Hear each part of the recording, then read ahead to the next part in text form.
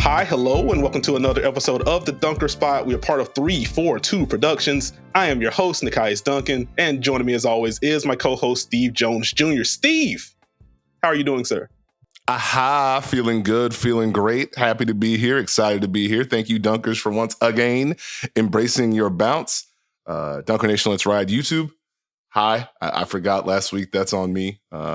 Appreciate y'all remembering. Nekias. The action is heating up in the NBA, in the WNBA. Bring your analysis. Leave that dog alone. It's time to hoop it up. It is indeed time to hoop it up. We have the podcast title, so thank you for that. I was going to try to figure out a way to work that in. You know what? Bring your analysis.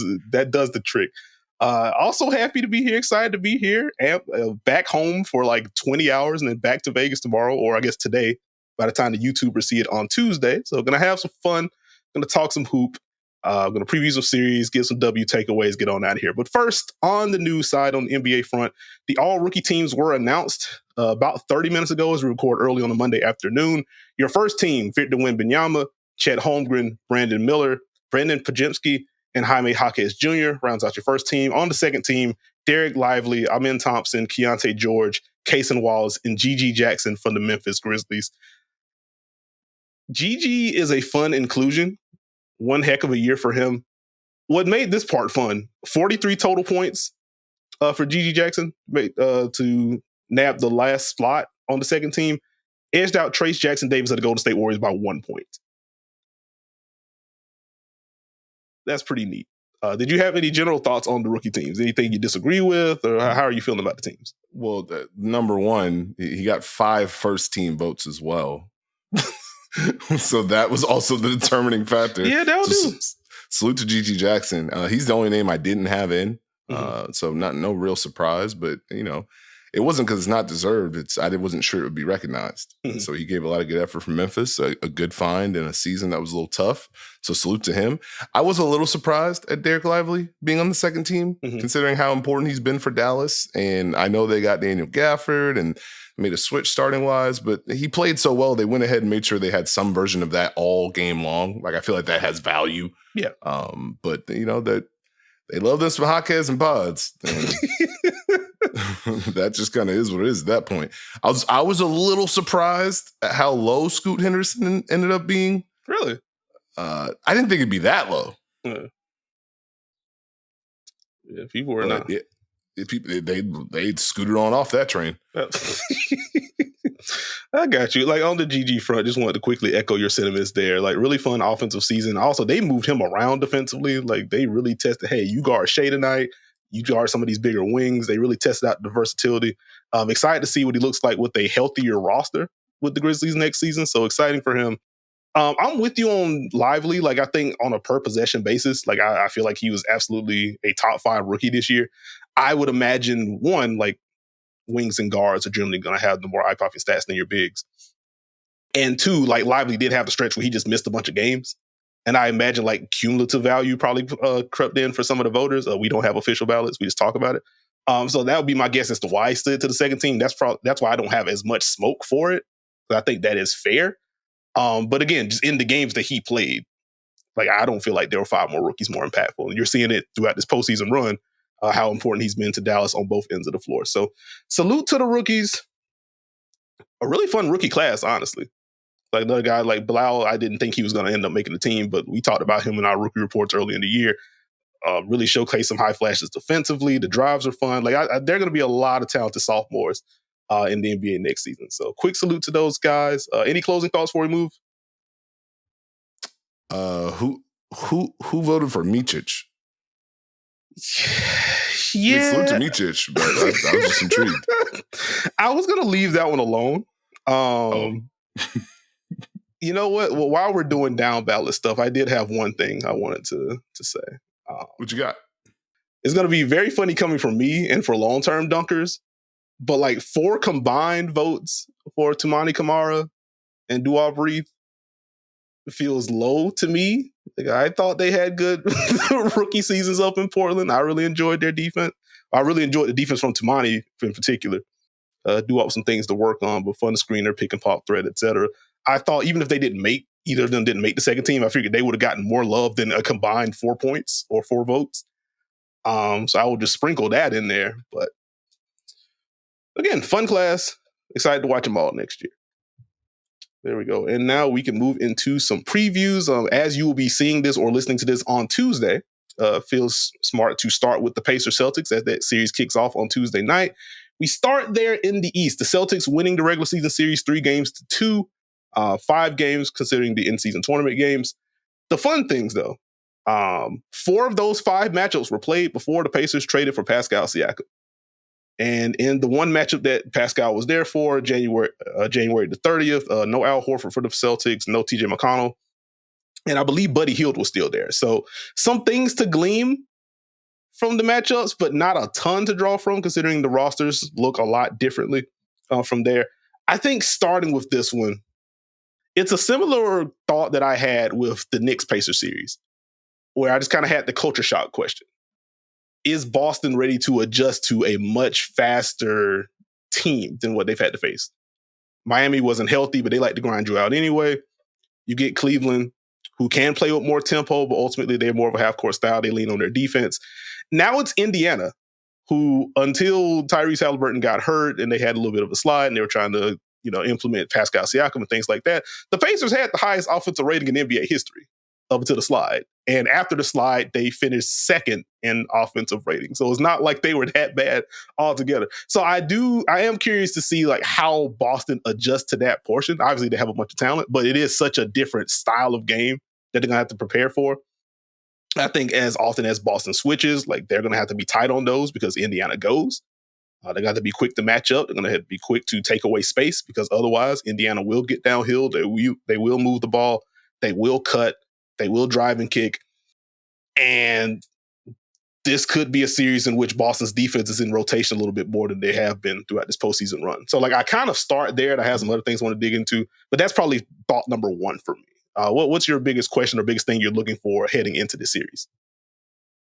Well, I mean, we can kind of stick there. I mean, the number one thing is it's going to be a different series for both of these teams. Mm-hmm. And the adjustment's going to have to be there for both of them. You mentioned it, Indiana, as we know, team's going to push the ball, made basket, missed basket, it don't matter. They are going to go the ball movement and the player movement in the half court to force you to sustain your defense. Pascal, Tyrese, Myles Turner, all bring a certain level of talent that you have to deal with, but the Pacers are a collective. And you mix in TJ McConnell, Aaron Nesmith, Obi Toppin, Andrew Nembhard. They can come at you in waves, which can make it a little tough to pin down one exact thing, especially with how much they move the ball. I think for me, how does Boston adjust to the tempo is a great question in this series. And I think it's one of those things where you mentioned it. It's getting back in transition. It's having to match up. It's being comfortable with multiple guys defending different people because cross matches are going to happen. Boston's going to have to work to sustain their defense. Breakdowns, there's not the same as against Miami and against Cleveland. And we saw that those were 2 teams that were able to generate shots. Now, could they sustain it for a whole series? No. But they both won game 2s because of their ability to break Boston defense down, drive and kick, find the openings, find the gaps. Indiana just kind of naturally does that. And they're going to keep coming at you. So Boston's going to have to work to keep the ball in front. They're going to have to nail the rotations. I think one of the keys with the tempo portion is it's not just sets. It's not just push, it's not just pick and roll. It's the drives. Mm-hmm. And so is Boston going to be ready to contain dribble penetration and bog Indiana down that way? When you look at it, Indiana, 56.6 drives per game in the regular season. I think second in the league. Down to 51.4 in the playoffs, third in the league. Against the Boston Celtics, the Indiana Pacers, 58.2 drives per game. That's a lot of drives. So they're going to have to go ahead and figure out how to keep the ball in front. They have the defensive personnel to do it, but they're going to have to make sure they lock that in. It's also going to be an adjustment for the Indiana Pacers. And Boston has a lineup full of talent. And the key for Indiana is going to be, can they sustain their defense against this Boston group? The last 2 series, they worked on defense. As the series wore on, they were able to find different things, take things away. I think their effort off ball has been very good as far as being physical and being active and working to deny. They've had highs and lows where they've also given up a lot of points, and we're talking about a lot of points to the Knicks, who weren't expected to score that many points. And you can't bring that defense to this Boston team because, against those other two teams, Milwaukee and New York, you had help points, where you felt comfortable helping off people. And you could develop some in this series, but it's not going to be the same. And if Boston's able to hit the right buttons, now Indiana's in a scenario where they're in rotation, they're scrambling, they're trying to figure out how to pin Boston down, and that's where it gets interesting. I got you. Oh, were you about to say something else? Oh, well, I was just going to say, I was going to flip it real quick, unless you had something on that.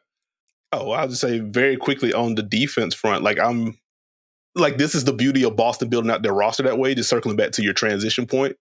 Like, they've built a roster out of, I don't care who I pick up because I feel comfortable. Like, we've seen throughout the regular season, Jayson Tatum, you just defend this big in the half court. Jrue Holiday, you can slide up and down the positional spectrum if necessary. And I think if they are keyed in on their transition defense, it shouldn't be difficult for them in particular to match up with Indiana. So, I think that's just going to be a fun matchup there. And then just a general note to the overall pace. It does kind of spawn the question for me, how fast does Boston want to play?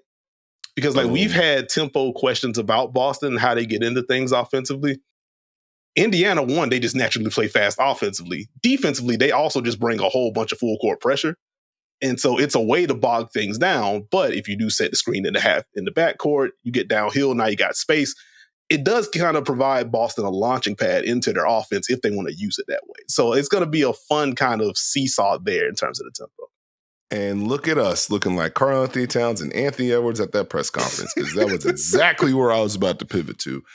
I flip it and ask, can Boston find their tempo?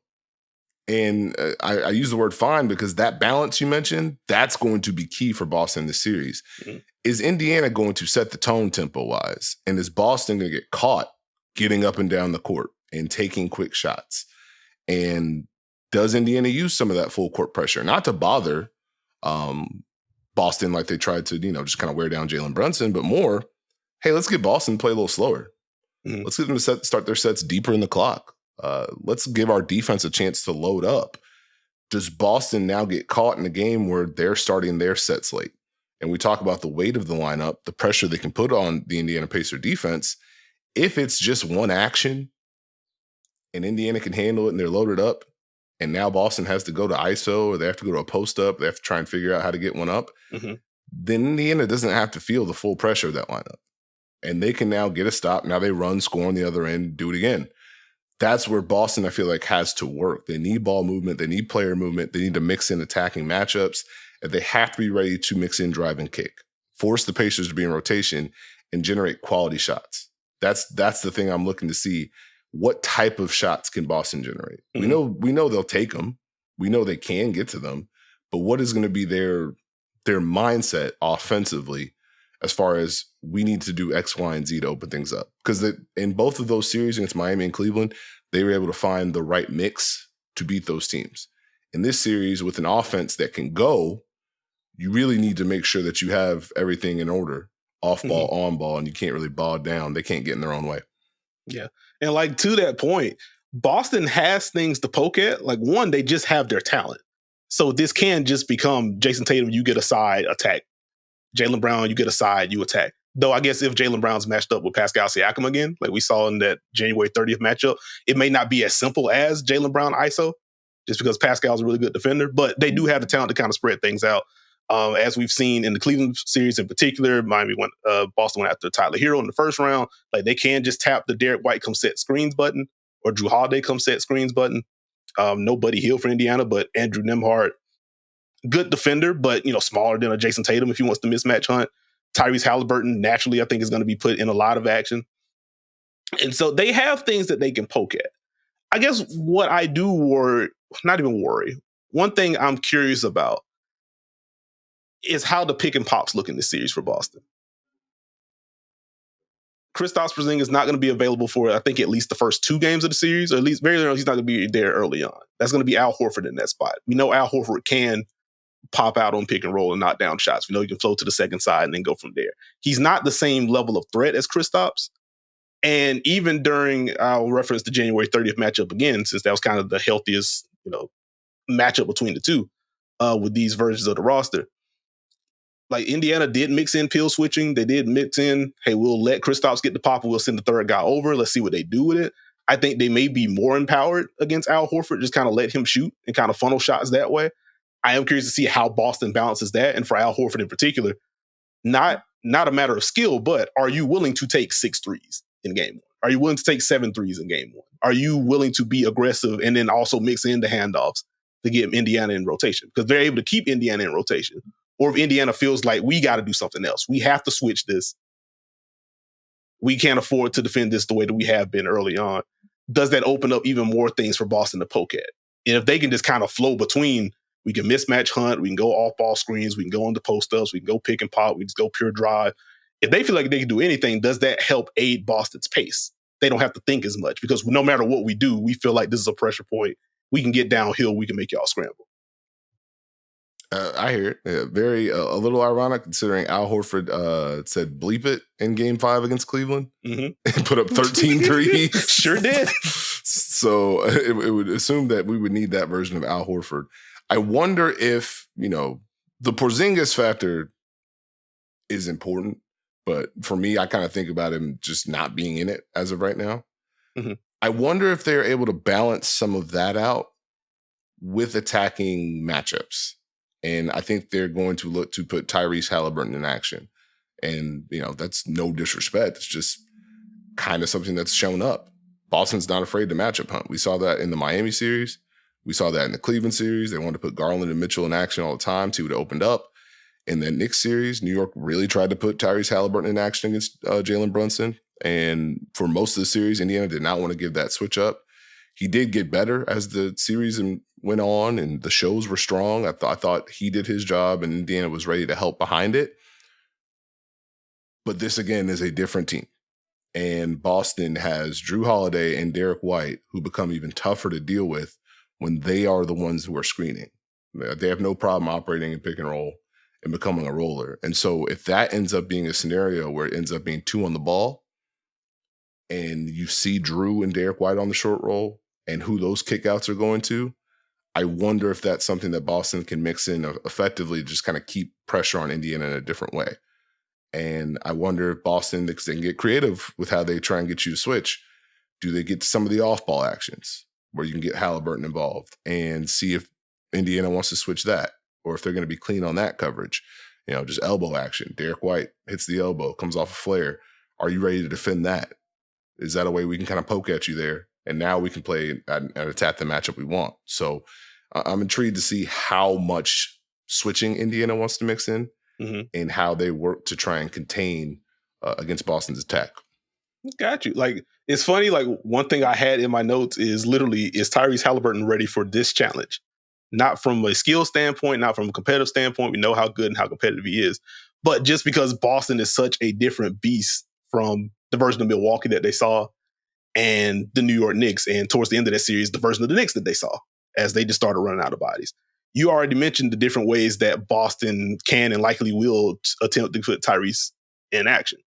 Is he going to be ready to deal with that? With some of the post-ups, if they do try to steal your turn, try to reverse engineer some of these switches. Let's use Tatum as a screener. Let's use Jaylen Brown as a screener. Is Indiana going to live with that and say, you know what? If this guy takes a tough 2, he's got to live with that. Or, as we saw sprinkled in through that January 30th matchup, is that going to be an immediate double or immediate dig down? And is Boston able to now generate open shots out of that because you're sending extra attention? So I'm curious about that front. On the offensive end, I have the Bucks series in my head. As Milwaukee towards the end of that series, again, didn't have enough. Indiana outplayed them. They won. But they did go to more switching towards the end of that series. And just looking at the offensive efficiency when Tyrese pick and rolls got switched, or just when Indiana dealt with switches in particular, the efficiency went down. Guess who has pristine personnel to switch a whole bunch of stuff? It is the Boston Celtics. And so I am curious to see just what volume Boston goes with the switching, because they can just decide to switch everything if they want to. But do you sprinkle that in? We switch 1 through 4, whether Tyrese is on or off the ball. And then when Al Horford's involved, we'll start with the drop and see what he does. If it's that, I'm really intrigued by some of the rotations we'll see from Boston, like something that popped for me in that last matchup. It would be a deep drop for Al Horford, but they will still have a second layer of help. It's Tyrese Haliburton coming off, and now Jayson Tatum's defending someone on the wing in the corner. Now he's just stepping up to take the Tyrese drive. and it's Derek White or Drew Holiday, whoever had Tyrese, they're veering off to take on Tatum's man. And they sprinkled that in a few times. And I guess that also just ties into the general Boston defensive versatility point.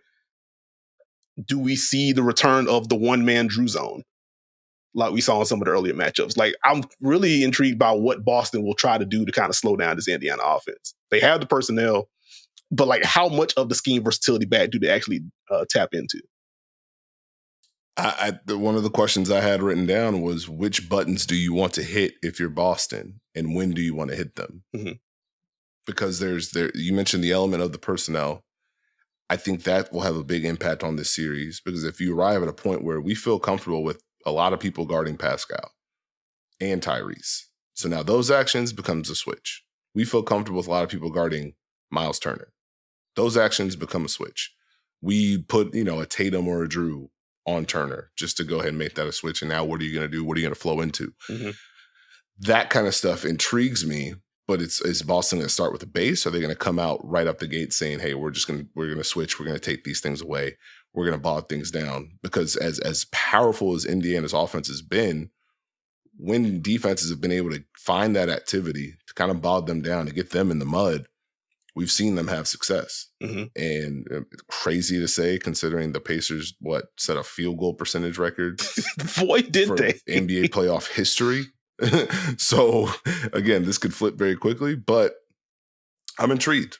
Is it just the off-ball switching? You mentioned 1 through 4. Is that going to be the key for Boston?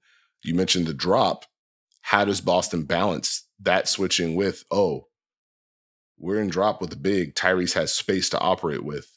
Does that open things up? Mm-hmm. Those rotations you mentioned, that's part of the reason why Boston has to nail the rotations, because if you're going to fly around and try and send late help or take off, take away the space that Tyrese has getting downhill, you need to nail the next rotation, because Tyrese is a very good passer, and Indiana has been in these scenarios where we have to make the defense pay.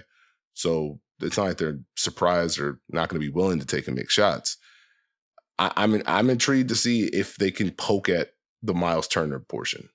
Like, is the switching going to be the thing that maybe takes him off the board a little bit, because he's been so key to the Pacers' attack? Yeah, he's been very important. I will say further Myles Turner commentary for the X Factor portion. But as you kind of dipped into the matchup bag, because I feel like when we do these series previews, I always go into, okay, who's guarding who? How can you cross match? How much fun are these teams going to have? Boston, obviously a prime candidate to just play around with who they want to have on whoever. The Pascal thing is going to be interesting for me, because going back to the January 30th matchup, like, it was Drew just starting off on Pascal. And Pascal got some deep post opportunities. He missed a couple bunnies. He also got some easy buckets, got some offensive rebounds. I'm just like, I would imagine that based on how they go with Pascal, whether that's Drew on him, they want to put Tatum on him, etc. I'd imagine they want to turn the Tyrese Pascal pick and roll into a switch, or the dribble handoff into a switch, and feel comfortable with that. How much mileage are they going to get out of the post-ups or the ISOs? Like, can Pascal establish himself early enough to where Boston feels the need to send a second defender? Again, I think the beauty of having the personnel that they do, being able to, let's go back to the regular season. Drew Holiday, you just have Joel Embiid to start the game. Like, having a guard that you feel comfortable doing that with is, we can stay out of rotation. It's either going to be a tough 2, or because Drew is so good at defending the post, we're poking the ball away, we're going the other way, now we're getting easy ones, now you got more pressure on you. If Pascal is able to ding some of these cross matches, if it's Jaylen Brown getting the assignment early on, if it is Drew, if it's Jayson Tatum and you get some body blows, get some early foul trouble, does Boston react?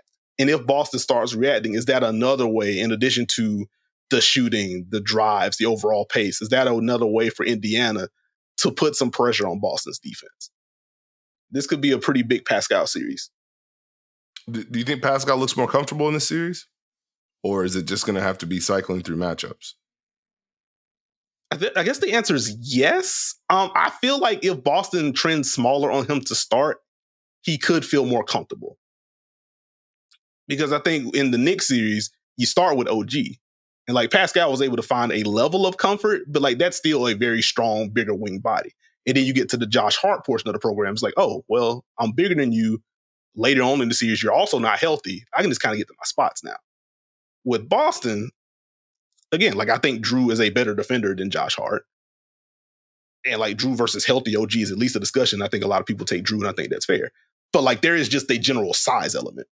And just looking at the actual shot attempts, regardless of what the result was, Pascal was just able to get to where he wanted to get to and get to layup attempts versus some of the, face-up mid-range jab and J jumpers that he can make, but they don't put the same pressure, they don't put the same strain on defenses. So I think Pascal could feel a little bit more free. Like he's coming from Toronto, he's used to seeing a bunch of switches, to say the least, all due respect to the Toronto Pals. But like he's used to seeing a bunch of switches. And if you're just feeding him a size mismatch to start, I could see a world where first quarter of game one, Pascal has 9 points on 3 of 5 shooting in the first quarter. And it's like, oh, okay, well, now Boston has to do something different. I'm again intrigued by the put a big on someone strategy from Boston, because who do you put it on? We saw Milwaukee try to shuffle it. The answer was not Pascal. Yeah. So we saw Brook Lopez on Aaron Nesmith. Like maybe that becomes the point. Do you try it on Andrew Nembhard?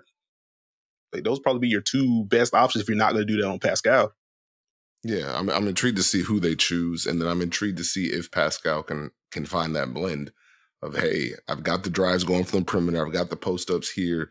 We can kind of ding you in different ways depending on what you do. I think he's gonna be a big key. On the other end, it made me think: Jayson Tatum, Jaylen Brown. Do you think they have the drives going in this series? Because one thing that Boston did in that regular season matchup, Andrew Nembhard's guarding Jaylen Brown. Here's a post up. Mm-hmm.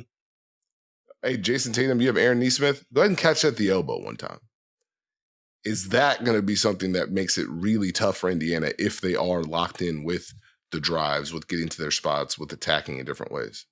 I think it can be, and I think that puts the Jays under a very familiar microscope.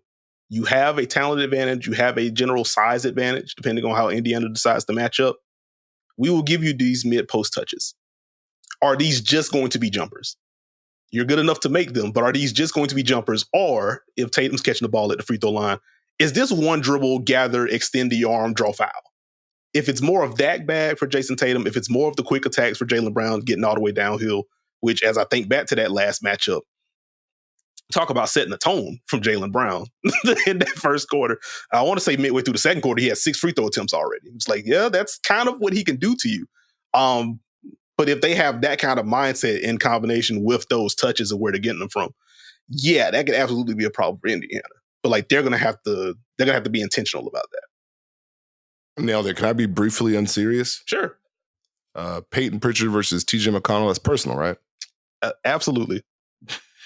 Okay. Glad we cleared that up. Yeah, I'm sure there's a Larry Bird quote for this. Which, speaking of which, hey, we got is this not just the Bird Bowl? Lois of Keys. Also the Aaron Nesmith Revenge series. Like we got some fun stuff in here. While we're here, let's shift to the X Factors. Steve, who are your X Factors in this series? For the Boston Celtics, it is Derek White and it is Drew Holiday. And one thing I'll point to, in the regular season, Derek White, 16 a night against the Pacers, 39% from 3. Drew Holiday against the Pacers, 14.6 rebounds, 52.9% from the field, 47.8% from 3. I think their ability, obviously defense, they're going to need them on that end of the floor. But offensively, they are where things can swing. Mm-hmm.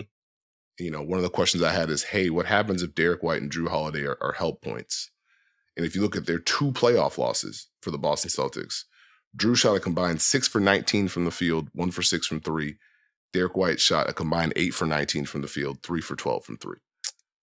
So it can't be a portion where now Indiana feels comfortable funneling those shots to those 2 in different scenarios. Mm-hmm. So they need to be aggressive. And I think the difference with it is they can be used in so many different ways to where they can handle the ball, they can self-create, they can mix in post-ups, they can be screeners. So it's hard to necessarily nail them down to a degree. And now if they're able to impact the game in different ways, it makes it hard to hide defenders. It makes it hard to deal with the weight of Boston's lineup. So I think those 2 are so key. For Indiana, it's Myles Turner for me. Mm-hmm. Again, I think he's just been so key for Indiana's playoff run. done his job defensively. His ability to hurt teams when he's spaced, when he's rolling, the pick and pop, the decision making, it's all been strong. And they're going to need him if they want to make a push in this series to poke at Boston's defense. Because if he can solve the answers of what Boston could throw, if he can make them pay if bigs are in a drop, I think that helps Indiana overall, especially in the half court. But, Nekias, what's up? In the regular season against the Boston Celtics, Myles Turner, 14 points, 7 rebounds, 42.9% from the field, 20.8% from three. It probably can't be that. Yeah, not if they want a long series, it can't. Tell you what, the shot's going to be very important for Myles Turner, as you mentioned. The drives for Myles Turner are also going to be very important. If Boston feels the need to rotate out to him, we've seen some very fun poster dunks and poster attempts from Myles Turner, but like beyond the actual highlights of it, him being a dual threat just adds another dimension to this Indiana Pacer offense. So it's going to be very important. Good call on your part, For me, it starts with Aaron Nesmith for Indiana. I was between Nesmith and Myles Turner. And TJ McConnell, which you already mentioned TJ McConnell's role in this. His drive's obviously going to be very important. But for Aaron Nesmith, if Boston does play around with, like as I mentioned earlier, Tyrese comes off a pick and roll there and drop. Here's the second defender just taking the drive, and now they're veering off behind that. A lot of that is predicated on, one, having good personnel, smart personnel. But beyond that, it's easier to do that when you have a help point. Aaron Nesmith can't be a help point. We know he can shoot. He can't hesitate to shoot. He has to knock down a high clip of shots on high volume. His drives are going to be important. I think Caitlin Cooper had a stat, which I don't remember what the exact number was. I think Aaron Nesmith had 18 pull-up twos last season, and he has blown that number out of the water this year. Like his growth, attacking closeouts has been very vital. You've seen how important his drives have been throughout the postseason as well. He's got to nail that if they do decide to run him off the line.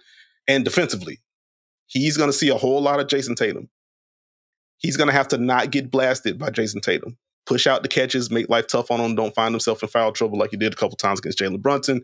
He's going to be important from both ends of the floor for the Indiana Pacers. For the Celtics, you went Myles Turner with Indy. I go Al Horford with Boston. He's going to have to be tidy in the drop. If he has to creep up, he's going to have to be able to get out of there without getting letting the big get behind him, whether that's Myles Turner or if they keep rolling with Isaiah Jackson as your backup. Those lob opportunities could be there. Indiana, not exclusive to them, but they are a team that doesn't mind lifting from the corner to remove that help. So if Al finds himself backpedaling, he's going to have to be ready to challenge some of those lob attempts from Myles or Isaiah if they're rolling. And then offensively, we already touched on a little bit earlier.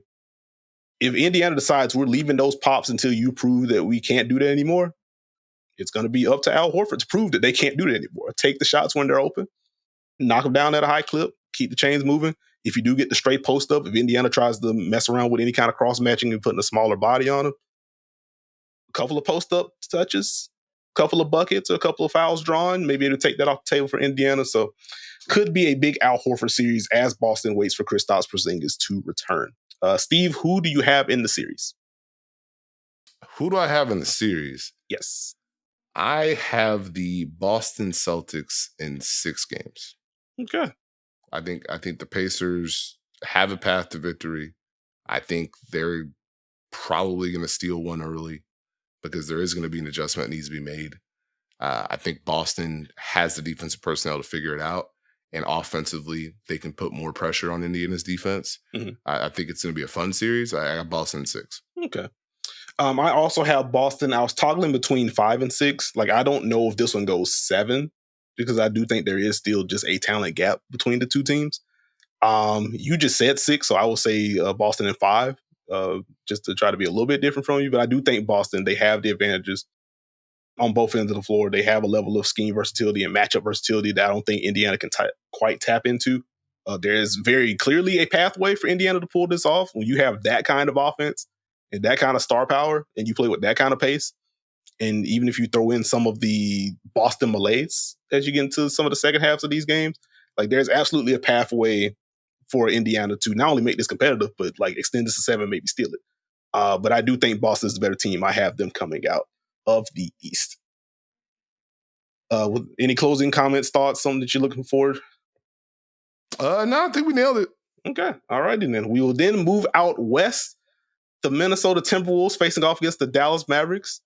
In the Western Conference Finals, the Wolves won the regular season matchup 3-1. However, All 4 of these matchups were played before February, and thus all 4 matchups happened before the PJ Washington and Daniel Gafford trades for Dallas. So again, there are things that you can take from,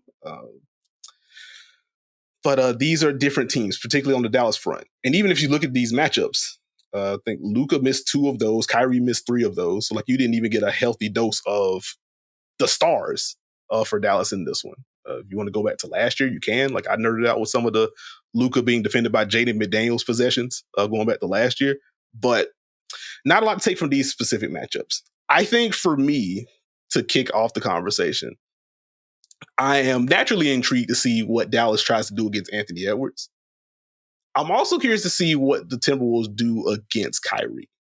Like I'm really curious with those 2 in particular. Luka's going to see a bunch of everything, and we're obviously going to talk about Luka. But with Ant, like I just have the Denver series fresh in my mind for very obvious reasons, in which they kind of mixed in, all right, Jokic, you're at the level. We'll try to sprinkle in some drops super early in the series. Now we're just going to throw out some doubles teams to you. And with Dallas, not that they can't play more aggressively in pick and roll, like they just kind of haven't wanted to. Like they've kind of leaned more on the switching, especially if you're using the OKC series as a reference point. So I just wonder, like, does Dallas feel the need to ramp up the pressure against Ant? And if so, how can Minnesota play out of that? Because we've seen the good and the bad of what that looks like when the role players are there. Jaden McDaniels knocking down shots, etc. It's cool when they aren't, or if there's any kind of hesitancy, the half-court offense for Minnesota could get a little shaky. And then with Kyrie, hasn't been the greatest scoring postseason for him. I do think he's played well throughout the playoffs. We've talked about the defense and we've talked about the playmaking. He's seen quite a bit of drop. If you want to go back to the Clipper series, they did also just mix in 2 on the ball against him. So there's a level of scheme versatility you could toss in against Kyrie. I'm just curious to see what Minnesota starts with Kyrie. I think there's an argument to start with drop with him, especially if it's Anthony Edwards getting that matchup early on. If it's Mike Conley getting it, they may still trust Mike to navigate just because he's still a good screen navigator and good defender at this stage. I just wonder if they try to take that Clipper blueprint. Like, let's put 2 on the ball. Let's just make sure you don't even get going as a scorer if we can help it. And put even more pressure on Luka to kind of carry the load offensively, or some of those role players to knock down shots from the perimeter. So I kind of start with Ant and Kyrie. And I know we're going to end up getting to a bigger Luka discussion later. Well, here's the thing. I'm glad you framed it that way, because the first thing in my mind was both these teams can do it. How are they going to try and do it? And who blinks first? Mm-hmm. This is going to be a fun series, man. I'm really excited for it. Yeah. You know, real defense is back. You got real hoop. You got Anthony Edwards. You got Cat. You got Luka. You got Kyrie. But larger than that, and I pull it back real quick, we have 2 teams who found their identity and use that to make this run. And all year long, Minnesota showcased the type of defense that they can play. They wanted that Denver series. They believe in what they do. And you could feel that during this playoff run. And Dallas, on the other end, made that trade in the middle of the season that helped shape their team to be able to make this kind of run. Like, it's not copy and paste the formula of the last Western Conference Finals run, but it's close. Mm-hmm. You know, they've got Luka, they got Kyrie, we have size, we have length, we feel confident in our ability to make defenses pay. We feel confident in our ability to work through a playoff series and adjust. They figured the Clippers out. They figured OKC out. Now you have to figure out Minnesota. And my brain has been all over the place trying to figure out what these teams are going to try to do each other on defense. And what do they land on? What do they believe is going to get them the series win? You know, which team is going to find it first? Which team is going to establish their identity? I think when it comes to Anthony, well, you know what? We'll start with Kyrie, right? Okay. Because in my mind, this does feel like a Kyrie Irving series. And they're going to need his scoring. They're going to need his playmaking. And they're going to need him to put pressure on Minnesota to do something different with him. Can he mix in those pull-ups from 3, from 2? Can he get the paint touches to open up the late lob? Can he poke at matchups? If Kyrie is now able to play at that type of level and Minnesota thinks, hey, we have to do something different.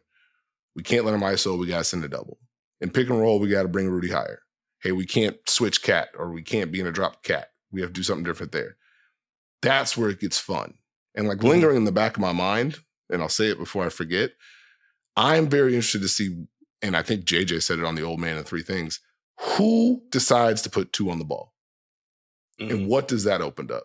Because you mentioned Luka's going to see a little bit of everything. You mentioned, hey, maybe we just take Kyrie away. that could just open things up for Dallas. Mm-hmm. And I think the one thing that you got to be careful about, the story is always, hey, can Dallas make you pay for your help, for your rotations? Does Minnesota want to start with that gamble based on how Dallas has played off this OKC series? Mm-hmm. And is Kyrie the tipping point? You mentioned Luka. You mentioned he's going to see a little bit of everything.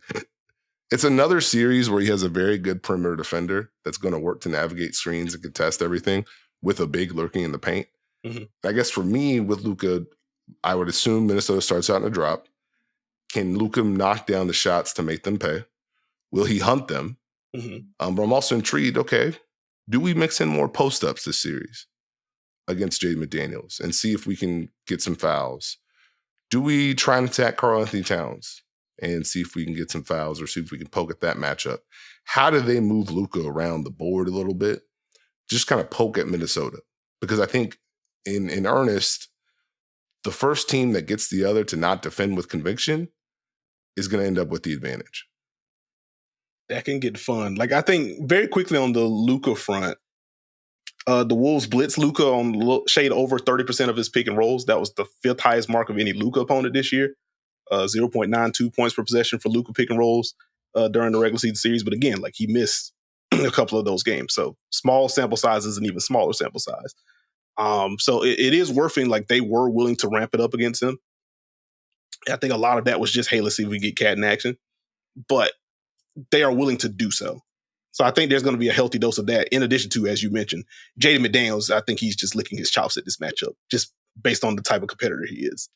Like, we saw some of the comments or heard some of the comments throughout the Nugget series with him taking the Jamal Murray challenge. I do not think he's going to be afraid of Luka. That does not mean that Luka won't drop 40 on his head at some point.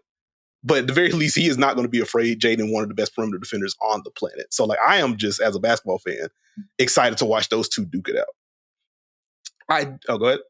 Well, I was going to say, I'm intrigued and I'm interested to see, because if they go ahead and put 2 on the ball against Luka early, that just opens up the lob. Do you want to do that? Mm-hmm. Like, my mind goes to Minnesota in that Phoenix series where it's like, hey, you know what? This is what you get, bud. This is it. Mm-hmm. Everything else, not there. And so my mind is balancing between how many matchups does Luka try to cycle through and what does Minnesota try and do when he does. Continue. I got you. I was going to say, like, I do wonder or / worry about Minnesota getting to the point where if they continue to blitz Luka and they also try to ramp it up against Kyrie, like, even with their defensive personnel, like, they can do it, but I wouldn't feel great about them feeling the need to do that. Like, that very much needs to be an intentional, we are establishing our defense. We're letting you know we are here. We are flying around. We're scrambling. You have to, but you don't have the openings that you think you do. Coincidentally, all of these openings are to the right corner. Guess who's in the right corner? Derrick Jones Jr. So it's open, but it ain't the opening that you want. Like, if they decide to try to dictate terms that way, I feel a little bit differently. If Luka comes out and makes his first 3 shots, and then you're also just trying to ramp it up against Kyrie, like, that's where it's like, hey, that's a lot. That's a lot of strain on your defense. Y'all already have to work hard. And if Dallas is scoring efficiently, this is a now elite Dallas defense that is now just getting the opportunity to be set against you. And the half-court offense for Minnesota has been much better than I anticipated throughout this playoff run. Like, it wasn't until, like, Denver won the 2 games, games 3 and 4 on the road.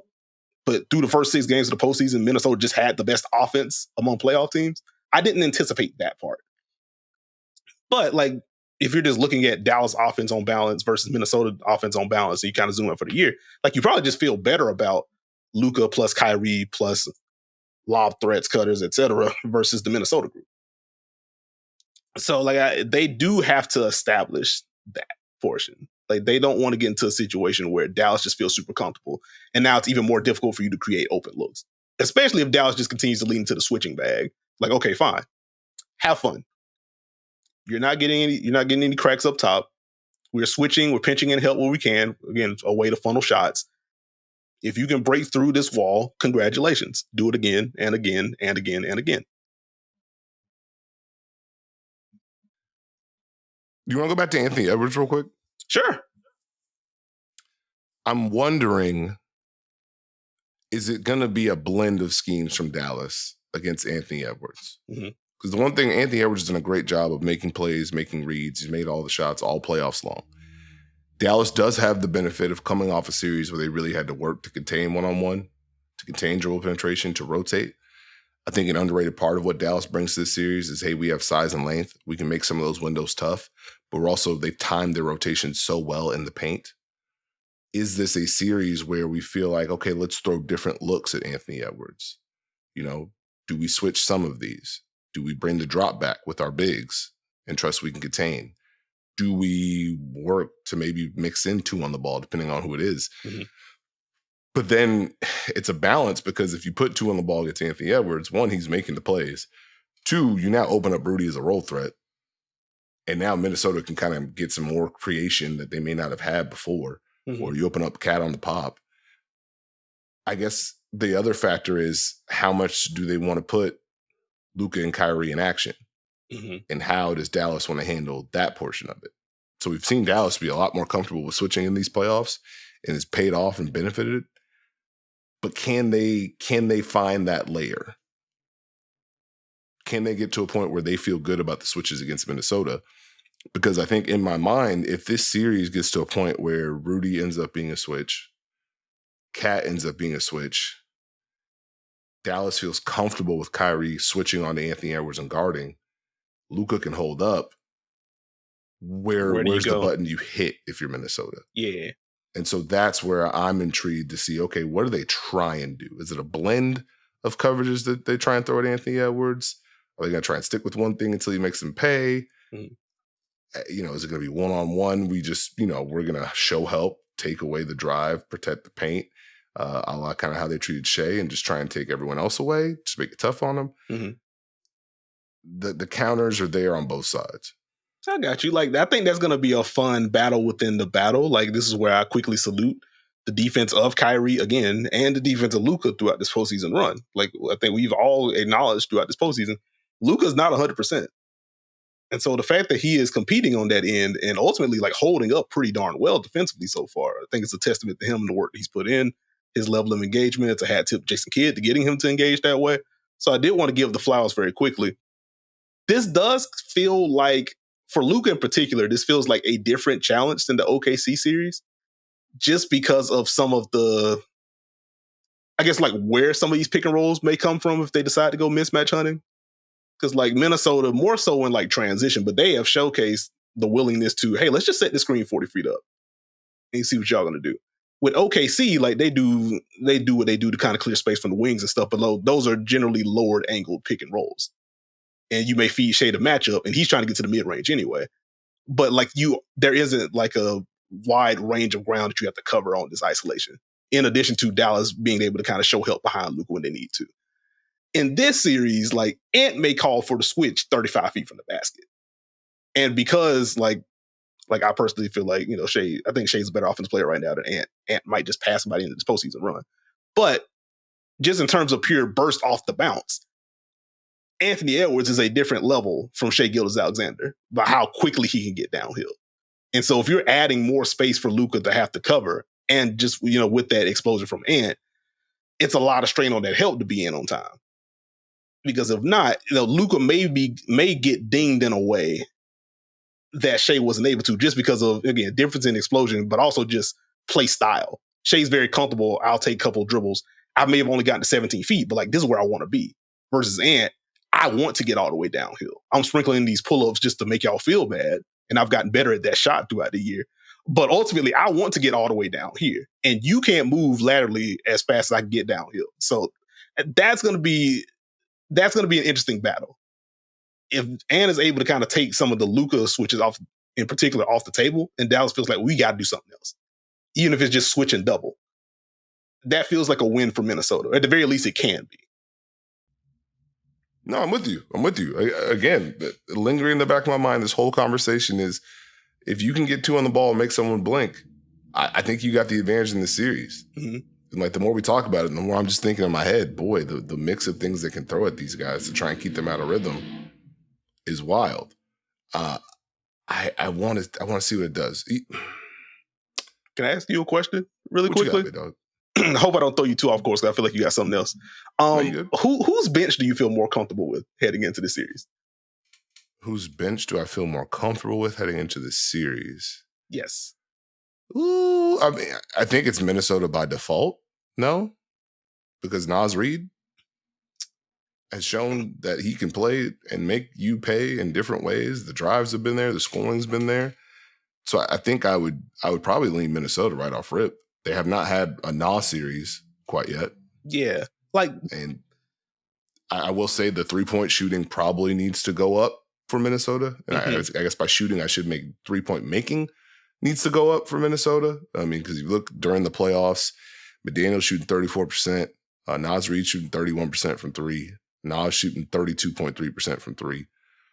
I don't know if that can be the program in this series. Because again, we talk about who can put two on the ball. We talk about different things they can throw at them. If this becomes a scenario where Dallas is like, actually, we feel comfortable sticking with what we've done against the Clippers and against OKC, and hey, we're cutting the paint off.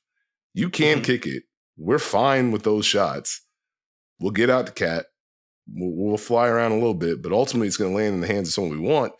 That shifts the series to me. Mm-hmm. And so I probably trust them a little bit more. When you look at Dallas, I think the tricky part is, can Lively be a roller?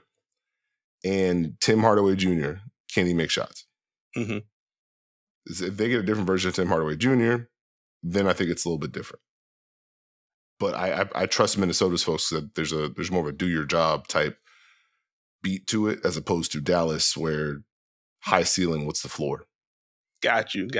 Like, that's why I was curious, because I think in a vacuum, like, you know how I feel about Nickeil Alexander-Walker and Naz Reid, and even Kyle Anderson, though this has not been the best postseason for him. We'll just be kind and leave it there.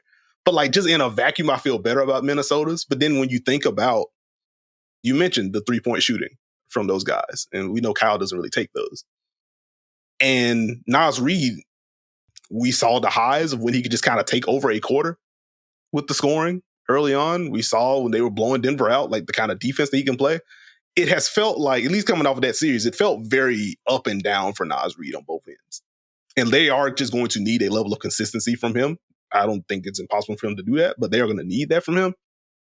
With Dallas, one, Derek Lively has just been a metronome for them. I'm going to come in, I'm going to challenge shots at the rim, I'm going to help on the glass, I'm going to throw down these lobs. If you try to hack me, I'm going to also make my free throws, which has been a very fun development. And so he's just been that. And then I think about just the larger, Kyrie's going to be on the floor. One of Kyrie or Luka going to be on the floor at all times. All we kind of need is for y'all to provide a pocket for us. Hey, Jaden Hardy, just throw a couple lobs and don't be lost on defense. Cool. Tim Hardaway Jr. just knock down a 3 or 2. Cool.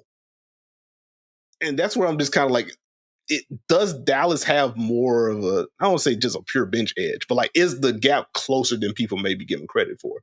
Just because I think the threshold for what they need from the bench is a little bit lower than Minnesota's. And so it kind of feels boom or bust for both of them based on what we've seen throughout the first couple of rounds, at least offensively. No, I think that's fair. And I think you bring up a good point as far as how Dallas, they're also in the do your job category. Mm-hmm. I guess for me, it's Minnesota could probably survive bad performances from their bench. Dallas can't as much. Does that make sense? Mm-hmm. Like a bad stretch from Dante Exum, you feel it. A rough stretch from Josh Green, you feel it. Mm-hmm. Whereas with Minnesota, they might be able to survive some of those because the defense is the defense. Mm-hmm. Is where my head is kind of spinning with that. See, yeah, that's where I normally would be, but then I think about how good Dallas's defense has been this year, and just like, well, like I don't have the firm answer here, to be clear. Like, it's just something that I'm just thinking about. Like, hey, this might be. If you told me this was basically, if this was March 1st and you told me this was going to be the Western Conference Finals, like, I would come in with Minnesota has a bench edge, and now I would just pencil that in. And like how these first 2 rounds have gone, I was like, they might still have it, but it's certainly closer than I anticipated it being. And that's with Tim Hardaway Jr. being as up and down as he's been. And so that's why I'm just like, I'm genuinely curious about how that's going to shake out. While I'm in go ahead. What was I say? If Dallas has a bench player that lands, that gets really sticky if I'm Minnesota. Mm-hmm. But go ahead. I was just going to say, while we're briefly in the Nekias bag, how important is the offensive glass going to be in this series? Nekias, what are your thoughts about the offensive glass in this series? Why did you ask me that? Look, man, this is a rough time for me. This rebound stat is destroying me. It's beyond me. So go ahead and cook, man. Hey, I'm processing 98 different things in a basketball game. And then y'all be like, well, it's just the rebounding edge. And I can't say you're wrong. At the same time, no. Well, no, I do not believe that the rebounding thing is just going to solely decide the series. I will say we have seen where Derek Lively, Daniel Gafford, PJ Washington getting some timely ones, et cetera. We have seen where Dallas could just kind of ball folks on the offensive glass. They've been able to do so throughout the postseason. And with Minnesota, we know what kind of impact Rudy Gobert can have, what Cat can have. Naz Reid, electric offensive rebound went midway through the fourth quarter, last night as we record on a Monday. And Minnesota is also just generally a big team. So that just feels like a swing factor for me. I didn't have like 12 fancy stats or anything like that, but it's just like that feels like something that if it's super close, that could absolutely swing some things. So I am just generally keeping an eye on the rebounding. I'll also ask you a general question. Who is the pace more important for in this series? Pace? I would probably say Minnesota. I think Dallas is comfortable either way. Mm-hmm. I think Dallas is comfortable playing slow. I don't necessarily knock them on that because they have people who can generate shots, and I don't want them to be too slow, but I think Minnesota does need to have an element of starting their sets at a certain time, playing with a little bit more movement. They're going to have to find it at times and be able to force Dallas to rotate. So I'd probably lean there. I think there's a who could score a transition point that's in the back of my brain as far as who's going to make these stops count. And we've seen both teams kind of have those moments where we get stops, our defense gets us back in it, we're able to score real quick. Dallas had some wild sequences against OKC. We've seen what Minnesota can do when they're able to get easy ones. So I probably value, who's scoring off the stops more than just general pace? Is there a side you're leaning on with the pace? Like in the back of my head, it's just Dallas just playing generally faster than they ever have in the Luka era. I think top 10 in pace this year. I'm trying to think if it's 7th or 8th throughout the regular season, but I know they were top 10 this year. And a lot of that is just Dallas gets stopped defensive board, Luka quick hit ahead versus him like pushing the pace. But like in light of the Luka health, I do wonder if Dallas getting some easy ones to where he doesn't have to see a set defense, potentially 2 defenders and all that good stuff. Like, are you able to just take some pressure off of him? I do probably still lean Minnesota, so I'm with you. Just because I think the early attacks for Anthoyn Edwards are going to be super important. Obviously, he has the talent and the burst to get all the way downhill in the half court. But if you can, minimize those chances and kind of just flip the scale to more early offense transition, get them downhill easier so you didn't have to see an entire wall of defense. But I think that would be more helpful. And just get Minnesota in a position where they can kind of attack tilted defenses. That kind of blends into how important Cat's going to be as a driver in this series. Like, I'm sure he's going to see plenty of PJ Washington in particular. But if they're getting into the stuff early, like I think it's still Minnesota. But just a thoughts, last question that I had. You know what thought I have? What's up? How does Dallas want to defend Karl-Anthony Towns? I think Cat is a huge key. And I think we've seen over the course of this playoff run for the Minnesota Timberwolves, when Karl-Anthony Towns is able to produce offensively, it just adds a layer for them. Mm-hmm. I think it's just key, with him improving at the 4, with his ability to drive space and cut, when he can ding you at the 5, and especially in this series in my mind, we've talked about how much Dallas may want to switch, but let's say there's a world where they don't switch everything with Cat, right? Mm-hmm. If Dallas's bigs are in a drop, does Cat have more openings when he's at the 5? Mm-hmm. Is he able to get to some of the pick and pop and knock down some threes? Now he drives a closeout. And now you kind of have that layer of, Cat's dinging us when we put a small person on him. He's dinging us when against a wing, when he got big. And now that's a whole wave. One thing from the regular season, he sure liked that Derrick Jones Jr. matchup at times. Mm-hmm. And it's different for Cat when he's able to establish his position, when he's able to get it at the elbow or closer to the basket on those post-ups. And when he takes his time and initiates contact and goes to work, that's tough. Now, the reason why I say that's important, does Dallas want a double? Does that open up a layer where Dallas has the double team? Again, 2 on the ball. Brain's just been working on it. And those rotations are different than, hey, we're containing dribble penetration, we're helping on these drives. Those are a little bit more automatic. And does that open something up for Minnesota? Or do the doubles keep Cat in the box like we saw at times in the Denver series? Kind of a back and forth, kind of a yin and yang. How much Luka does he see? Is he able to draw fouls? Are they willing to switch smaller defenders on him to start? And what does he do when he's spaced? Because I think the one thing about Cat that's been underrated this year, he's gotten a lot better cutting when he's spaced. So we'll see if that has an impact in this series, if he's able to hit that. But also, he feels different than Chet, per se, where OKC didn't necessarily have the balance between drive and kick and drive and score. And I think Cat has that aggression where, as long as he's not hitting the turbo button, he's able to kind of drive, make the right reads, attack those closeouts, and make you pay that way. And so if he's able to kind of get that blend together, that just puts another thing that Dallas has to worry about on the table. And so I'm very intrigued by that. But this is also a series where I guess I'm intrigued to see what he's going to do defensively, how they want to employ him, and can he stay out of foul trouble? Because, is he going to be at the level? Is it going to be a switch? Just kind of keep an eye on that. I got you. There was a one of those hard drive Euro step type possessions in that Game 7 that immediately brought you to mind. I was like, oh, Steve would absolutely hate what we just saw from Cat. Also, just very quickly, differences between him and Chet. It helps that he could probably take 3 3-pointers in the time it takes Chet to take 1.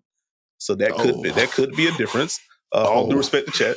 But no, that kind of aids into the off-ball value there.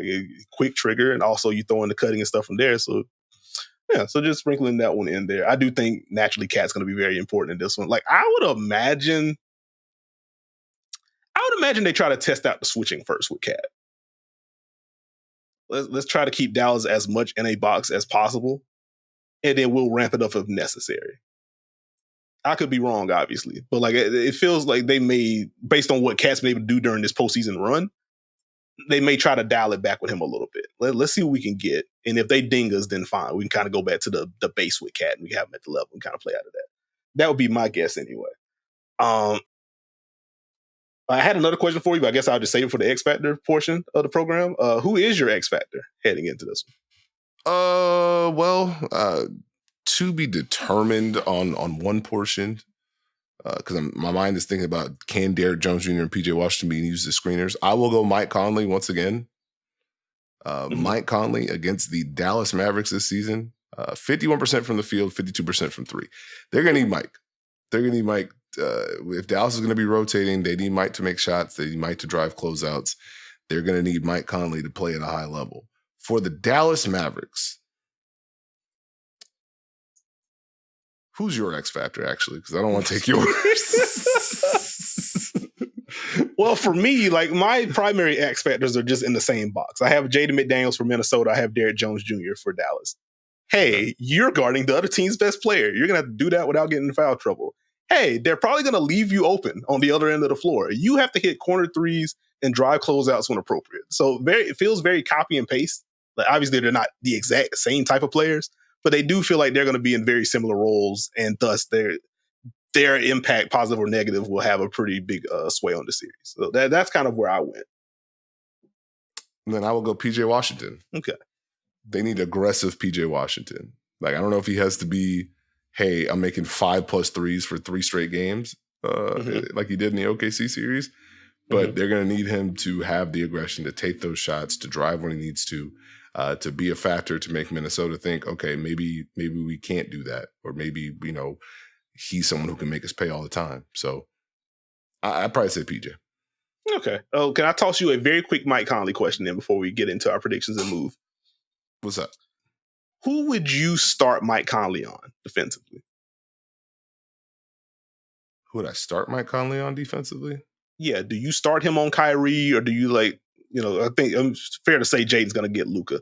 Like, do you want Conley on Kyrie to start, or do you want Ant to get that assignment? Now you have Mike Conley on like Derrick Jones Jr. Kind of cycles into like your open up as a roller point, but where would you start with Mike? I have a feeling Ant will want that Kyrie matchup, considering what he had to say about the Jamal Murray deal. So I guess that would put him on to. Well, see, I don't know if you want to start him on PJ because Dallas might just be like, "Hey, we're going to post PJ up," which isn't the end of the world, but I don't know if you want to give that opening. Yeah, I guess it's who do you want Cat to guard as well. They kind of go hand in hand. Mm-hmm. I'll say Derrick Jones Jr. to start. Okay. I want to get your thoughts. You know what I had in my notes / a thought that I had? What you got? What if Ant wants Luka? I'm afraid I've got some bad news. You just get Ant the first couple of possessions on Luka. You got Jaden on Kyrie. And then you still had to have Mike Conley on Derrick Jones Jr., I guess. Like, it's just a straight thought that I had. It's like, you know what? I didn't expect him to start on Jamal Murray, and that's what it was very opening of game one. And we saw more of that as the series went on. So it wouldn't surprise me. Ant's just like, I'm the alpha. I want to do this. Well, I guess the other part is, what are they going to be willing to switch Mike onto Luka and or Kyrie? Or is Mike going to be in a show and recover? Because now if he's guarding one of the wings, does that once again open them up as rollers? You see how my brain is just... This is why this series is going to be very fun. This is going to be a whole lot of fun. All right, Steve, who do you have in this one? Well, I got to go first, man. I don't want to go first, man. Well, fine. I will go first. I have the Dallas Mavericks in 6 in this series. Wow. Dallas in 6, huh? I have Dallas in 6. I think I have fewer questions about how they want to guard and what they want to open up offensively than Minnesota. That's kind of my base reasoning for that one. Similar to the last series, I will keep an eye on the Luka health. Like, that was the primary reason why I went OKC over Dallas in the last round. But like, Luka seems, he's obviously not 100%, but he does seem fine. And again, like, I kind of trust Dallas to generate some openings in the half court a little bit more than Minnesota. So I will lean Dallas in 6 right now. This is a hard series to project.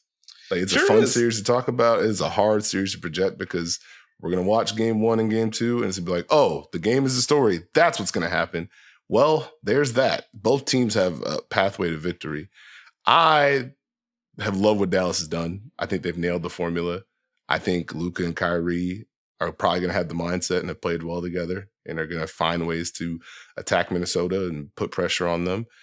My mind can't shake away from how bad Minnesota wants this and the mission that they've been on. And I could be wrong. Like, I would not be surprised if Dallas won, but I'm going to go Minnesota in 7. Okay. That would not shock me at all if Minnesota was able to win this series. I'm just ready to dig into that one. Ready to dig into both of these conference finals matchups, but I'm really ready to dig into this one. Like, that's going to be some gnarly defense, some tough shot making. I'm sure there will be tees, as we do have teams with some stars that generally are not pleased with the way that they are reffed. So I'm sure we will get some funny memes out of that one throughout the series as well, but very excited for this one. Moving on to close things out. Normally we would go into the, what is the losing team going from here with New York and with Denver as they both lost. We'll say that for the next pod, get into some W talk before we get out of here. Very quickly on the news front, talk a little bit about the charter flight program. Expected to, I think Kathy Engelbert said something along the lines of we want to have it by June. Looks like things are going to roll out May 21st, which would be, by the time you listen to this or watch this today. So glad that all 12 teams will get the charter to and fro. Those players need travel.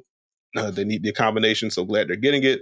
Also on the news front, the WNBA to investigate the Aces $1.2 million sponsorship deal with the city of Vegas. Another year, another investigation in terms of benefits. So we will keep an eye on that as we get more information on that front. If you missed that one, the city of Vegas announced that they want to sponsor every player on the Aces, $100,000 per player. We're going to look into that, make sure it's on the up and up. So as we get more updates, we will talk more about that. Unless you have quick comments, Steve. Oh, no. I think it's lovely. Shout out to Vegas, always. The W very quickly raising their hand and say, hey, didn't we just talk about this? Are you for real? Hey. Calendar invite sent. See you Tuesday. Yeah, we will catch y'all on Zoom. That's going to be very fun. But before, I guess, aside from the news, I wanted to get to some takeaways. We did have a few games over the weekend. Most teams have played, I think, 3 games at this point. At the very least, they've all played 2 to this point. So very quickly, can we talk Caitlin Clark, Aliyah Boston? Just for a tad. Let's do it, man. We're recording on a Monday afternoon, so we do not have the second Fever Sun game at our disposal. So that may be a big Fever win. That may be another big Sun win. We don't know yet. I just would like to stress patience with not only Caitlin Clark, as she has not played 5 games in her W career yet, but also Aliyah Boston, who is dealing with a more specific scouting report. As we saw that update throughout the year last season, won Rookie of the Year, made an All-Star team, etc. We're seeing that update. It's also just trying to implement Caitlin Clark and the style of play that she has, her pick and roll prowess, where she's setting those picks for Caitlin, what the defenses are doing against Caitlin, and what openings are available from there. And this is all while trying to work in more touches for Nalissa Smith. This is while trying to reintegrate Kelsey Mitchell into the starting lineup. As she missed the preseason games due to an ankle injury, she was coming off the bench for the first 2 games. Started in the 3rd. So there are just a lot of moving parts with the Indiana Fever offense as a whole. And so I would just like to stress patience for Fever fans, new Caitlin fans that are coming in and now watching the Fever a little bit more. Like, let's chill generally. But I am kind of curious with the pick and roll reps, because I think what we've talked about on the last pod, actually, with Caitlin seeing 2 on the ball and how she generally deals with that, and kind of the angles that she takes on her retreat and some of the passing windows from there. I think it is a mix of Caitlin having to get better against that kind of aggressive coverage with this level of defenders on the W side. In addition to Aliyah is just now in a new context for her. Like, date back to the South Carolina days. Like, South Carolina was not they weren't a heavy pick and roll team. And even when they ran it, like, they did not have a Caitlin that consistently drew 2 to the ball. And they especially didn't have a Caitlin that drew 2 to the ball like 30, 35 feet from the basket. And so I ended up posting the clips on Twitter yesterday with some examples of, here's Caitlin getting 2 on the ball. Pay attention to which way Aliyah is turning on some of these. Pay attention to some of the paths that she's taking on some of these roles. Not as a way to like slander Aliyah or anything like that, but it's just like, no, this is literally a learning curve for her. She has not had to play like this in this kind of space. And, a friend of the program, Taka, he sent me some clips as well. I was like, yeah, well, there have been some positive flashes, and I agree. And you can see where she plays more in the pocket. She's turned the correct way. She gets the early pass. She can get downhill and score, get to a mid-range jumper, or she can make the next pass. So it's not a matter of skill. I do think, again, circling back, it's just a matter of time and reps. It doesn't help that the Fever have started against 2 top 3 defenses in their first 4 games. So in one way, that kind of accelerates the curve. But on the other hand, it's going to look like this, to where Caitlin has had, 21 turnovers in her first 3 games? And we don't know how the 4th game's going yet, because it hasn't happened yet as we record. I just want to stress some patience. Keep an eye on, again, the roll paths and the way that Aliyah opens up on some of these, how quickly she gets there. And Caitlin dealing with pressure in general, and teams trying to shade her to her right hand, and how she's dealing with that. I think they're going to be fine. Just very quickly on the number front. Through the first 3 games, 36 pick and rolls between Caitlin and Aliyah, 0.76 points per possession on those. And even on the dribble handoffs, only 9 of those, but 0.25 points per possession on those trips. Obviously not good, but I think there's some obvious upside there as they get more time together and as the season goes on. So this is what it is, but let's just relax a little bit. No, this should be part of the journey. Like, I know the excitement and buzz, but you're signing up for the journey of the Fever improving as a whole and Caitlin Clark improving as a whole. You mentioned who they faced. I mean, you got to think, it's being bothered by Dejanay Carrington and Benijah Laney-Hamilton while also having to deal with Alyssa Thomas, Breanna Stewart, and Jonquel Jones. Yeah. It's not the most fun. And I think it's one of those things where the Fever are trying to figure out what's the best route for them. I thought, it's the fun part of the matchup is you get to see them play these teams again. And so I thought Caitlin Clark came out with a mindset. Hey, I'm going to drive. We're going to get the ball out quicker. I'm going to try and throw it ahead. I'm going to attack and pick and roll. I'm going to make these reads and plays. As the Fever grow, they're going to have an understanding of when to hit certain things and when to attack certain matchups, even if it's just, hey, guard. Let's see if we can get Caitlin Clark downhill. Let's see if we can get a split, play with Melissa, get a kick. So I think that gets interesting. And I think the timing of when do we get it to Aliyah Boston in the post, when do we go this pick and roll, the passing is hit. I still think the hard hedges and shows are still causing that real quick turnaround. Wait, what do we have? But there'll be time for the fever. As they get that focus, as they execute, things will be good. Speaking of which, the New York Liberty defense, huh? Tell you what, man. Those bigs and wings are doing the thing. Just wanted to mention that real quick. It's pretty neat. What else did you want to bounce around W-wise? I'll go quick as we're on a bit of a limit here. But as I was in Vegas for the Aces Sparks game, just quick shout outs for a couple of rookies. One, Kate Martin made her regular season debut for the Aces. Did not play in game one, played in the second game. 3 points, 5 boards, 3 assists, and a block in 26 minutes, and was a +8 in those minutes. And I think the Aces were a +12, or +9 in 12 minutes, when they went to Kelsey Plum, Jackie Young, Alicia Clark, Kate Martin, and Asia Wilson. Downsized in part because of what Cam Brink was doing on the other end of the floor. We'll get to her shortly. We talked about this in the watch party. We've talked separately about the Aces draft class. We still haven't seen De'Asia Fair yet. But it was one of those things where I was like, I get why you make these picks. Like, I get why you want the explosive scoring ability of De'Asia Fair. Like, I get the gap filling of Kate Martin and even the Elizabeth Kitley pick, like, just from a talent perspective, obviously recovering from injury right now. Like, I kind of got it, but based on how Becky Hammond generally treats rookies and based on the roster situation in general, like, I think I said it on my timeline. Like, I would be surprised if they made the roster. Not because they aren't good, but just how the Aces generally function. And so for them to make the roster, one, and for Kate to have this early impact, it was impressive to me. Like, I was impressed watching the fourth quarter of that preseason game. And like, even before the preseason game happened, just in Aces media things, the way that every player basically raved about what Kate Martin was doing in camp, I was like, I'm gonna have to flip my expectations pretty soon here. Like, I didn't expect her to make it. I got it, but I just didn't expect that. And she's making an early impression. She may factor in way earlier than I thought. And for her to get in game 2, we did not see Kirsten Bell in game 2 after seeing her in game 1. And Kate Martin immediately making the right passes, making quick decisions, getting downhill and keeping the chains moving, competing on defense. Again, basically a blindside block against Lee Yuru, who is 6'7". And the way that the crowd exploded when Kate Martin hit that transition 3, the team seems to love her. The coaching staff seems to love her. The fans surely love her. It was an impressive debut.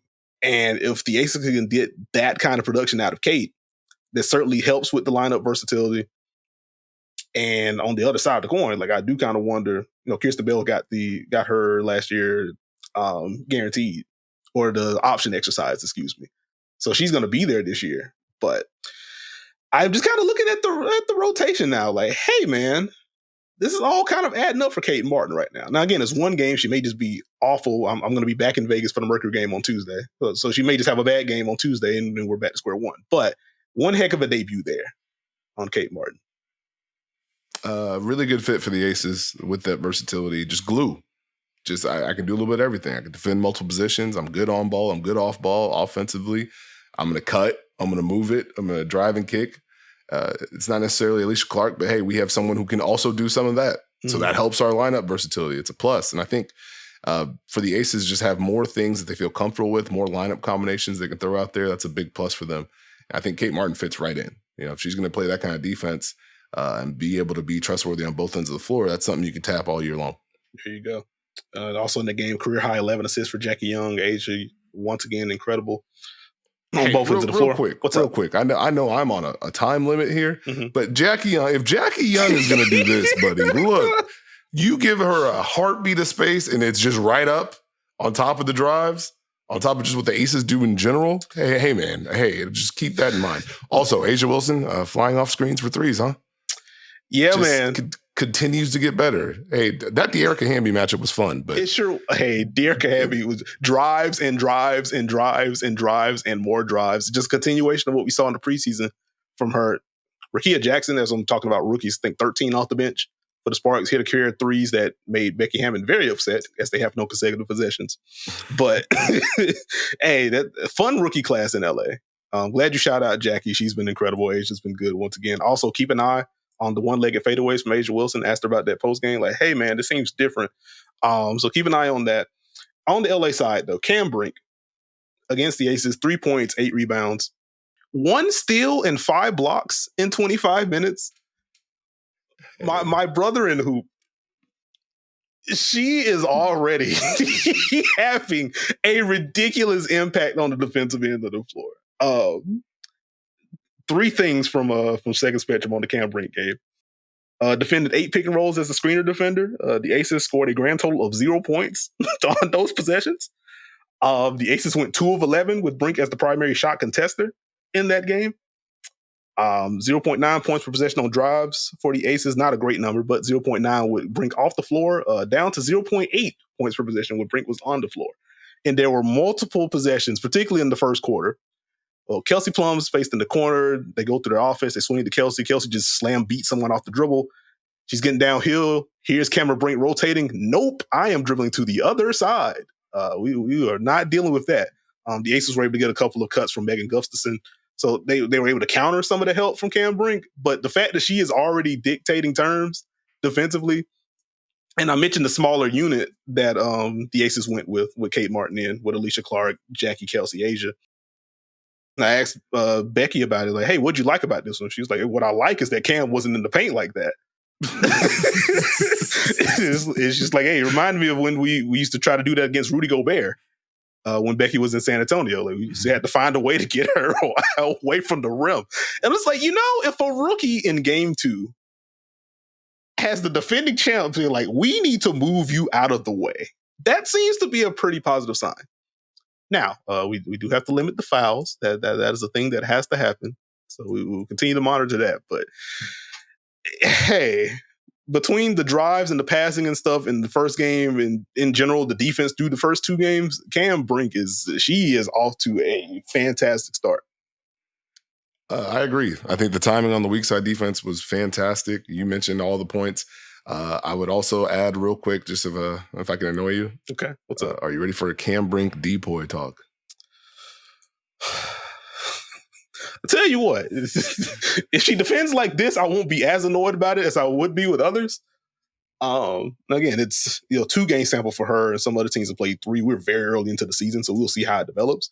If she can't stay on the floor, like that's just gonna hurt the case. But okay, the rim protection is there, and like the rim deterrence is already popping through 2 games. So again, like even I mentioned the 5 blocks, but like there were a couple of jump balls called with Asia trying to attack Cam Brink. I was like, yo, this is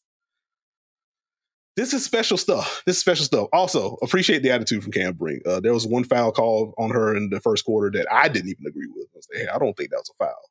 And Kia Stokes went to the line. She missed the first free throw. Cam very loudly with a ball don't lie. So I was like, you know what? Well, that's what I'm talking about. That's the kind of juice we need the players to come with. That's fine. Can I speed run a few thoughts? Yes, absolutely. Hey, watch out for the Minnesota Lynx. Yes. I really enjoyed the Alana Smith edition. I did not think, and of course it's a small sample, that would be 19 a night. I was shooting 71% from 3. Just did not have that on my bingo card. But watching Nafisa Collier, who continues to improve, and having to defend those 2, where, hey, one can roll, one can pop, we can have one space in the corner, and the habit that's kind of causing on defenses, the belief the Lynx are playing with early on both ends of the floor stood out. I want to salute the Connecticut Sun, by the way. Dejanay Carrington having a year on both ends of the floor. So I would salute that as well. I'm very intrigued to see what Angel Reese looks like against non-Dallas Wings. But that was a good second effort, good second night. The Phoenix Mercury experience, huh? Hey, they going small zone. They going ball. Small. Hey, listen, it is 5 out, small ball. Hey, here's some zone. Here's some Natasha Cloud on Tina Charles. We dare you. Listen, hey, Nate Tibbetts having some fun with this group. I gotta hand it to him. It's early, but Diana Taurasi is a screener. Yeah, just consistently, just DT screening, and it's Kalia Copper turning the corner again and again and again. over and over and over. We got a car driving kick to Sophie Cunningham for a 3. Did not have that on the bingo card, now did we? With celebrations. Yeah. Also, hey, let's channel the DT physicality for good. Let's use it as a screener. That's a good bit. But bad call, double drag. Here's some Spain. I'm saying they're doing some fun stuff in Phoenix. Also, Seattle getting the first win. We hope Nneka is okay. I think she is questionable for tonight's game with the ankle injury. She missed the last one. As you mentioned, the wings. I guess what's left of the wings at this point. Natasha Howard. Broken foot, I believe is the bit, or broken toe. It is a foot injury. We'll frame it that way, so we can be safe. But she is out for a while Jaylen Brown is already out. I think she comes back next week. Satu Sabally again out until after the Olympic break, so we're looking at August for her. Injury starting to pile up for Dallas, but they're going to keep competing. Keep an eye on their front court. Keep an eye on Arike, who's off to a hot start. Also, quick congratulations to Arike on the engagement. So I want to give a salute right there. Any other shout-outs you want to get to very quickly before we get out of here? I think I speed ran through all of mine. Okay. Julie Van Loo in Washington. Fun passes. She gonna pass. She is going to hey, that's some fun stuff. Also, you mentioned Connecticut a little bit earlier. I'm just keeping an eye, not necessarily a negative note, but Bree Jones obviously working her way back from injury last year. Still on the minutes restriction, I believe. The Sun have had her at the level, and hey, I don't know if that's fair to anybody right now. Let's get Bree Jones back in the drop for a little bit until she gets the wind under her, et cetera. Because those reps, they have been. We'll keep the brow raised. But you see the offensive impact for sure. But real quick, what's up? Can we talk about Ryan Howard real quick? I tweeted it the other day. Hey, we might be talking all defense for Ryan very soon. And that's in addition to what she's doing offensively, which if you would like to wax poetic to close us out, you can.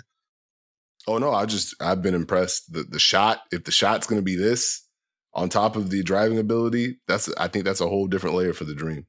So that's something that stood out to me in the back of my mind. Like, hey, this is a little different. And if it's going to be like that, it's tough. Yeah, the leap may be here. Again, very early. We'll see what it looks like as we pod on Thursday. We have some more W takes for you. But beyond that, thank you for listening to and or watching this episode of The Dunker Spot. If you haven't already, please subscribe to us. We are on Apple, Spotify, RIP Google, Stitcher, Podbean, wherever you get your podcast, you can find us. If you are watching us on JJ Reddit's YouTube channel, we are here every Tuesday. That is the day after Monday, the day before Wednesday. So if you haven't subscribed to JJ Reddit's YouTube channel, please do so. Support us. Also, just a lot of great content on the channel throughout the week. So you don't want to miss any of that, especially as the W season continues and as the playoffs continue to be in full swing. So come have some fun with us. You can follow me on Twitter at Nekias NBA. You can follow Steve on Twitter at SteveJones20. Join the Dunker Spot community on Twitter. Having fun discussions in there. Join us for our online Dunker Spot watch parties if you would like to watch basketball with / alongside us with a group of people that love hoops and are just generally good people. Do so. The link is in the podcast description. It's free to create your profile. Come rock with us. Come have some fun. And with that, we will catch y'all later in the week. Richie, we did it!